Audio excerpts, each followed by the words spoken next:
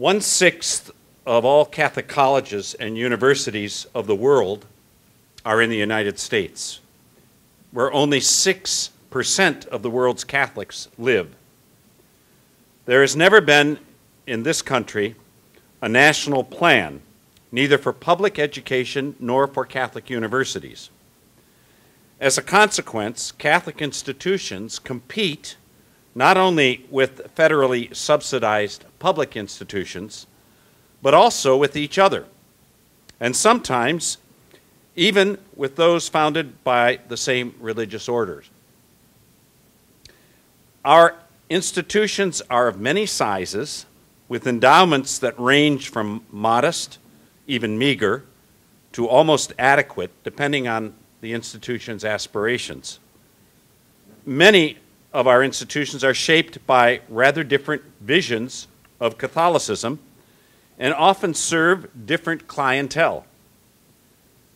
The former longtime provost of the University of Notre Dame, Timothy O'Mara, once remarked to me that while we know what a Catholic college should be, we do not yet know what a Catholic university should be. Besides the diversity among Catholic colleges and universities, profound changes began after the Civil War to affect much of higher education in this country.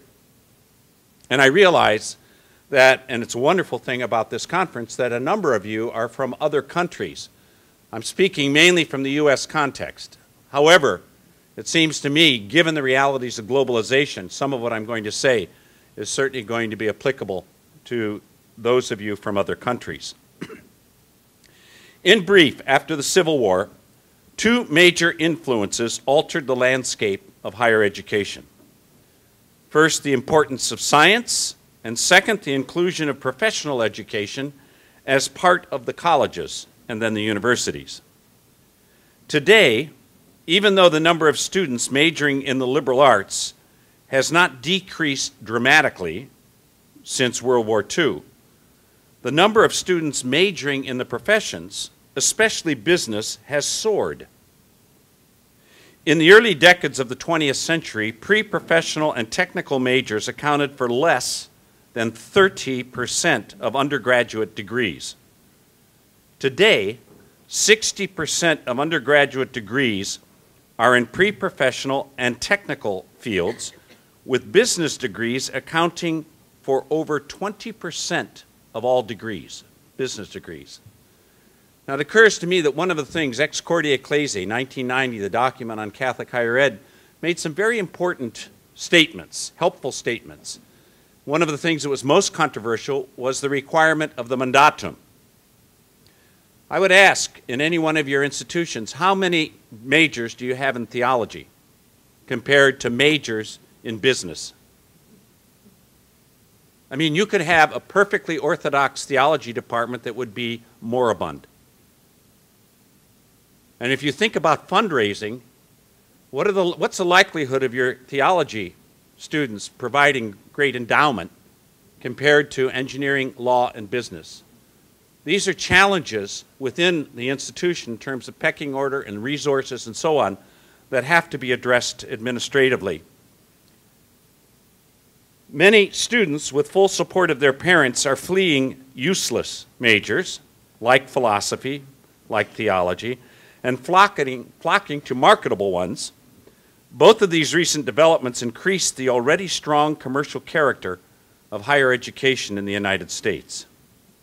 Taken together, the power of science and the commercialization of our culture are very powerful influences in today's educational institutions, be they secular or even religious. Over the past 20 years or so, there have been many books that have appeared describing a profound crisis in higher education, a lack of a moral center, faculty reluctance to address the spiritual and religious needs of their students, and administrators who create a 5-year strategic plan only to move to another institution before their plan gets any real traction. Can there be a coherent, intellectually rigorous, and profound engaging response to this jumbled, diverse situation? I think so. But not without a lot of effort and planning. Do Catholic colleges and universities have any advantage in addressing this kind of crisis? I think so, and I would locate that advantage in two resources. First, in the immensely rich and many-faceted Catholic intellectual tradition, and second, in a faculty that gets it. But how might we go about institutionalizing such a mission in ways that provide that moral center and deepen the intellectual engagement of faculty and students alike? My colleague, Don Briel, will spell out some of the characteristics of that rich intellectual tradition. What I will do is describe three major challenges facing those of us today who want to institutionalize that distinctive intellectual tradition, and then describe in more detail some of the initiatives taken over the years here at the University of Dayton that I think should inspire some hope that these challenges can be met. First, I think it is important to realize at the outset how difficult it is to get an intellectual grasp of the religious mission of a Catholic university in intellectual terms appropriate to the disciplines. Let me repeat that. I think it's very difficult to grasp the religious mission with its intellectual content in such a way that it actually expands and deepens the work of people in their disciplines. Unfortunately, many academics assume that the mission belongs typically to campus ministry and the theology department. Faculty in general often reduce the mission to being fair and kind to students, being good colleagues. I wouldn't want anything less. Few faculty, however, recognize this mission as a privileged resource that should shape a distinctive curriculum and research. And because distinctive, would contribute to research and teaching that are even more rigorous and worthwhile than if they stuck only to the models they learned in their graduate education. Second, the current emphasis, especially in the Midwest, on diversity in faculty hiring often seems to put mission-related hiring either in second place or worse, in competition with other priorities. We all know that few faculty contribute less to the mission of our institutions than disaffected Catholics, especially tenured ones. We also know that faculty from other faiths and even no faith can make very valuable contributions to the mission. So, whether candidates for the faculty positions are Catholic or not, persons of color or not, men or women, they should be persons who can in their own way contribute to the intellectual mission of the university. Notice, I did not say to the intellectual and religious mission of the university. I don't want to distinguish them sharply for the simple reason that seeking the truth of things, be it in science or the humanities, is, in my view, a religious act. All faculty must be dedicated in their very core to that research. Some faculty will engage in that search by including, more than other faculty will, intellectual themes related explicitly to Catholic intellectual life. Diversity needs to be respected. It needs even to be emphasized. But the most important goal is that all diversity enriches the mission of the university as a Catholic university. In other words, all diversity is within, not parallel to, nor indifferent to, that mission. That said, it should also be a top priority to have some leading scholars who are practicing Catholics. After all, it would be hard, would it not, to imagine Brandeis University without some leading Jewish intellectuals.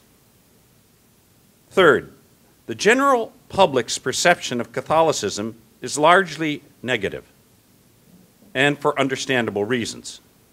Most everyone knows what the Catholic Church teaches on gay marriage, women priests, abortion, and birth control. Few know, even Catholics, few know what the Church teaches on immigration, on the relationship between faith and reason, on evolution, on economics, and the requirements for a just society.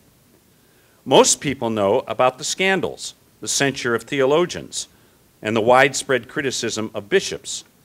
Few know of the accomplishments of Catholic relief services, the Church's push for immigration reform, and the publications of great Catholic philosophers, theologians, and the work of great Catholic artists. If most candidates for faculty positions have little exposure to the teaching of Catholicism other than what the media presents, they will think that to be a Catholic makes it impossible to have an open and robust intellectual life. I do not believe, however, that the solution to these largely media-driven perceptions is to restrict the university's mission to the charism of the religious orders that have founded over 90% of the Catholic colleges and universities in this country. Why? Because some of these charisms are, frankly, more intellectually and spiritually rich than others.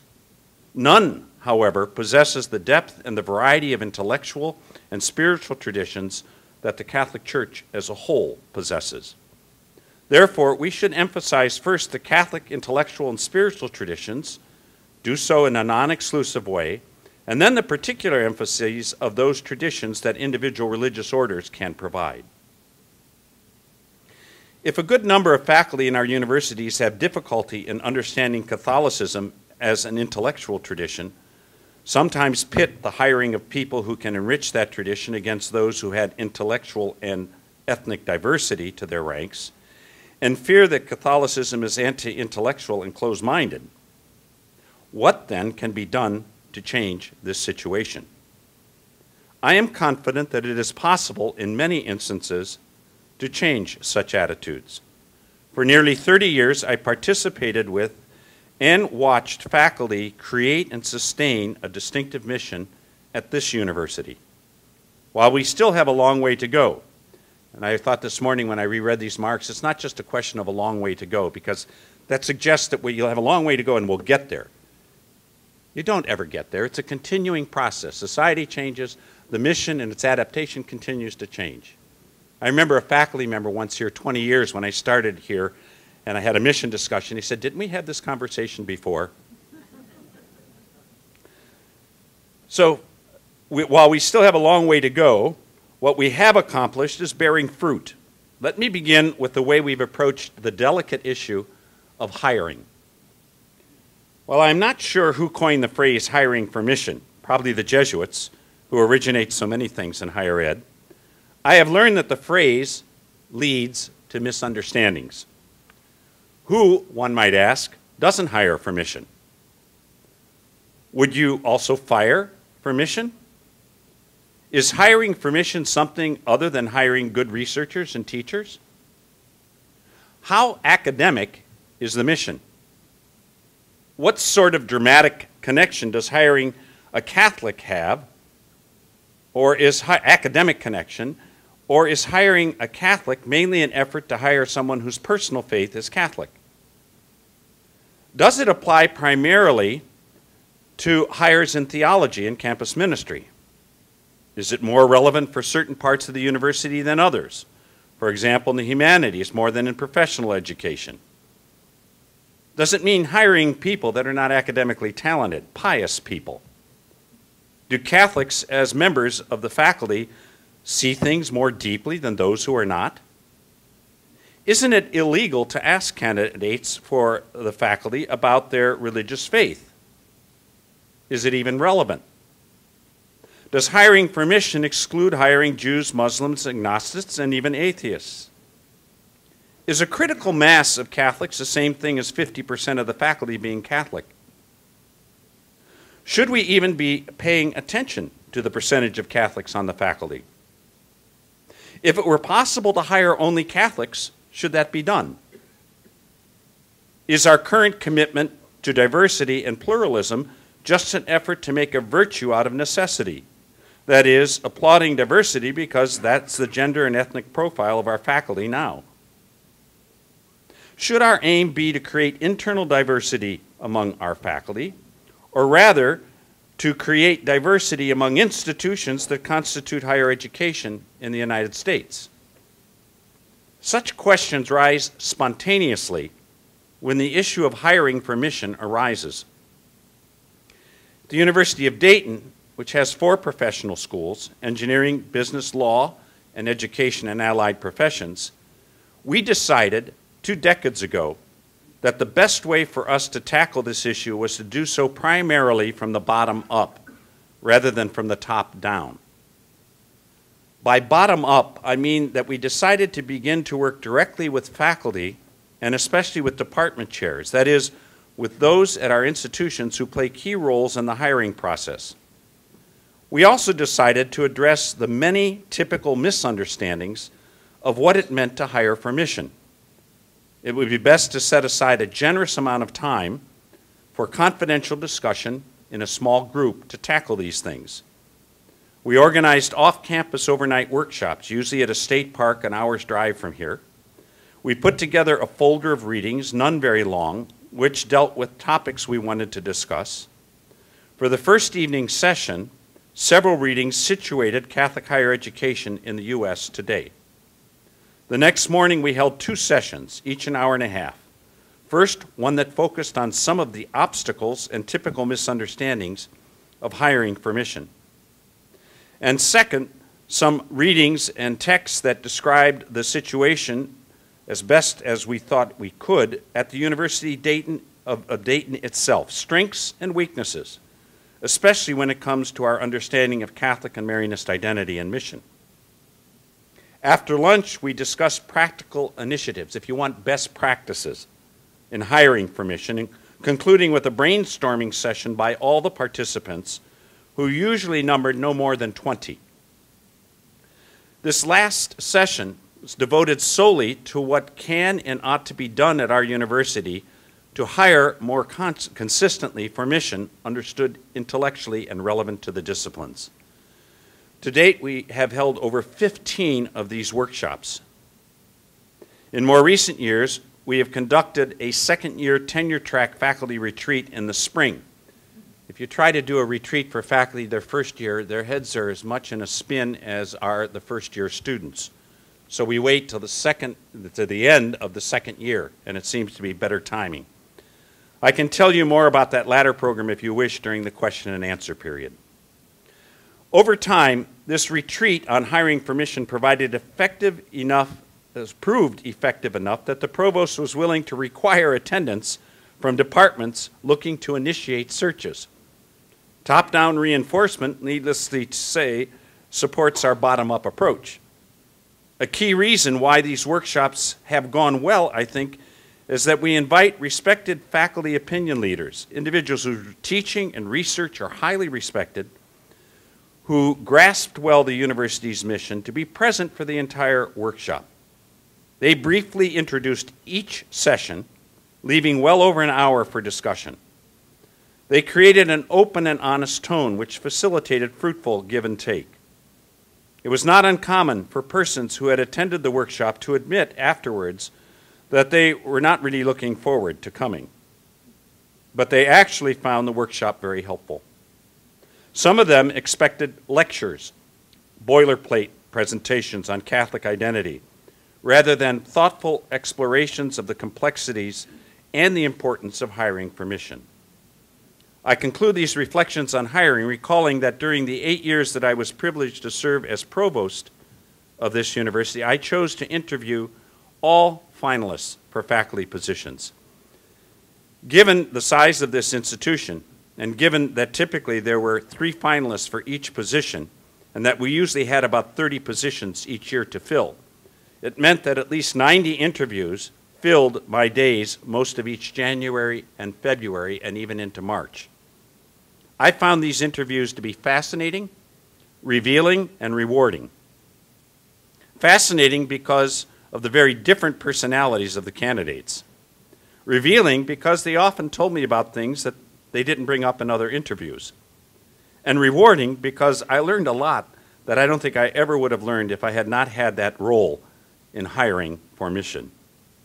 These Januaries and Februaries were well worth the time that they required. Besides hiring, how can a Catholic college or university orient faculty already hired to that mission? First, it is important to show the relationship that their research has to the mission. Research should engage faculty precisely where their deepest intellectual interests lie. One of the best ways for this to happen is to have a curriculum and programs within the curriculum that reflect the mission. For example, the general education program needs to embody themes that reflect that mission. The newly approved Common Academic Program here, building on the previous general education program dating from the 1980s, offers an integrated humanities commons, courses in philosophy, English, history, and theology, staffed by faculty, as many as 70 of them, who explore in a coordinated way what it means to be human, and anthropology. All 4 first-year courses in the Humanities Common will, beginning with full implementation next year, include some consideration of Catholic intellectual tradition. This requirement was not approved without controversy, and the faculty development necessary to make it meaningful is considerable and just getting underway. Upper-level courses in the new Common Academic Program will also include material related to Catholic intellectual tradition. The university has been making grants available for pilot courses that allow faculty to explore these possibilities in new ways. This wholesale curricular revision has been accompanied by the development of degree programs, most often initiated by the faculty, in areas related to the university's mission as Catholic and Marianist. For example, the first major in the United States in human rights studies, then an interdisciplinary minor in Marianist social transformation, social justice, and another in sustainable energy and environment. All these programs have grown out of the university's curricular commitments, along with its faculty research and pedagogical expertise. In 1990, when I started as provost, I established a faculty-driven forum on Catholic intellectual tradition today, with a representative from each of the divisions of the university and a $65,000 annual budget. These faculty organize conferences, invite speakers, fund research projects, and keep the conversation on Catholic intellectual traditions alive, deep, and visible, not only on campus, but also beyond it. Their efforts focus on faculty development in 2 ways: providing models of scholarship in Catholic intellectual tradition that reflect excellence in a variety of disciplines, and inviting faculty to conversations that build and sustain intellectual community. And for the second time, during the 2005-06 academic year, this forum organized a university-wide faculty seminar, about 18 participants, all with reduced teaching loads on Catholic intellectual traditions. On the graduate level, where it is often hardest to establish among faculty a mission-related emphasis, we have tried to create programs that influence faculty research more related to mission. Let me offer some examples. In the early 1990s, we established a PhD program in theology. We now have in theology a highly respected group of faculty doing high-level research and teaching in conversation with faculty in other disciplines, especially the humanities and the social sciences. The program's faculty provides some valuable intellectual leadership on campus. Our English department has hosted Christianity and literature conferences, and we are blessed to have the Marian Library and the International Marian Research Institute affiliated with the Marianum in Rome, which offers graduate degrees in Mariology. We've endowed a number of chairs in various parts of the university that members of the faculty occupy for a 4-year period. The faculty who compete for these positions are typically individuals who are very respected teachers and researchers and who have shown an understanding of the university's mission. They model research related to Catholic intellectual traditions and organize themes related to it. They have reduced teaching loads, secretarial help, and budgets that allow them the time and the resources to do really quite creative things. They run workshops, they organize national conference, they invite speakers to campus, or collaborate with other faculty in spearheading new research. There is a real advantage to created endowed chairs for faculty already tenured in established departments. They are able to demonstrate ownership of the mission. Personally, I do not favor presidential appointments to endowed chairs not located within departments, nor am I keen on creating centers isolated from the rest of the faculty. Doing so allows the rest of the faculty to relegate responsibility for the mission to those with these special appointments or located in institutes disconnected from departments. While the Catholic intellectual tradition has much to offer the modern academy, I also want to stress that any serious research, for example, on the French Revolution, or on immunology, or the reform of the tax code, or nanotechnology, are all important contributions to the Catholic mission of the university, for they all contribute to an understanding of reality. Dayton has also distinguished itself on how it has organized an annual cross-disciplinary faculty seminar. 10 to 12 faculty, especially young tenured faculty who give signs of intellectual leadership, are invited to participate in a seminar that meets weekly for 4 months. Besides the reduced course load, participants receive stipends to do summer research aimed to create a new course, write a publishable article, or draw up a proposal for curriculum reform.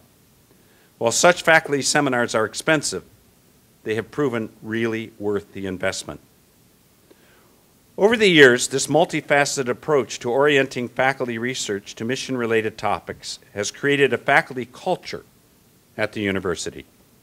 When we started to encourage this sort of mission-related research in the mid-1980s, we faced a good deal of hesitation and suspicion by not a few of the faculty. However, probably because we went about this effort in a way that puts serious intellectual work front and center, we have gathered together an excellent group of scholars around these initiatives. A good number of faculty now take for granted that doing this sort of research is not only legitimate, but adds to their understanding of their own discipline. A vibrant intellectual community conducting such research makes it easier to understand what hiring for mission means.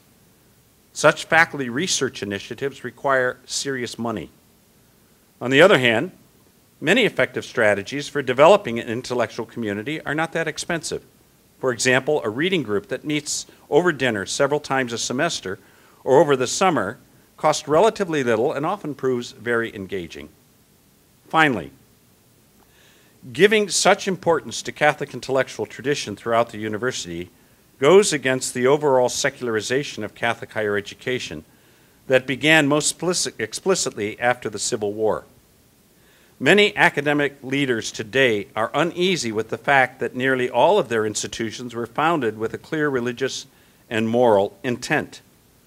As Andrew DeBanco wrote in his most recent book, College, What It Was, Is, and Should Be, and I quote him, "If you were to remind just any major university president today that his or her own institution arose from this or that religious denomination, you'd likely get the response of the proverbial Victorian lady who, upon hearing of Darwin's claim that men descended from apes, replied that she hoped it wasn't so, but if it were, that it would not become widely known." Catholic colleges and universities enjoy an advantage over most of higher educational institutions in the U.S. when they do not sever their relationship with the Catholic Church, whose intellectual traditions preceded by 1,000 years the first universities in the West to which it gave birth, and from its inception has continued to explore the relationship between Jerusalem and Athens. In conclusion, ideally speaking, professional schools form a bridge between the liberal arts and the work of the world.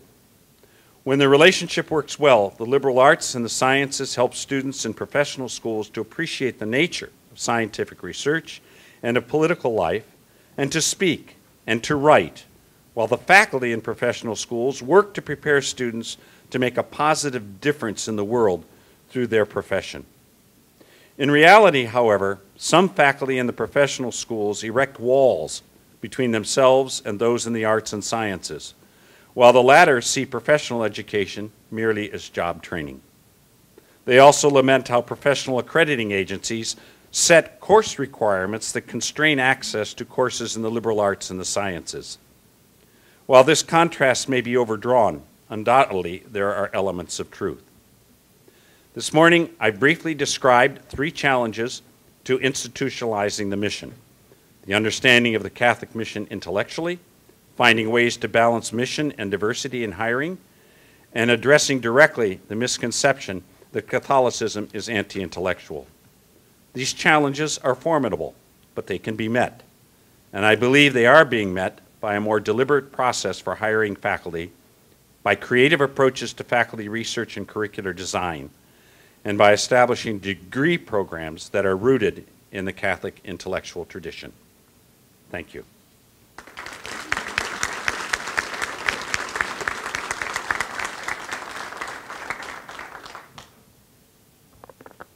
Thank you, Father Jim. Our next presenter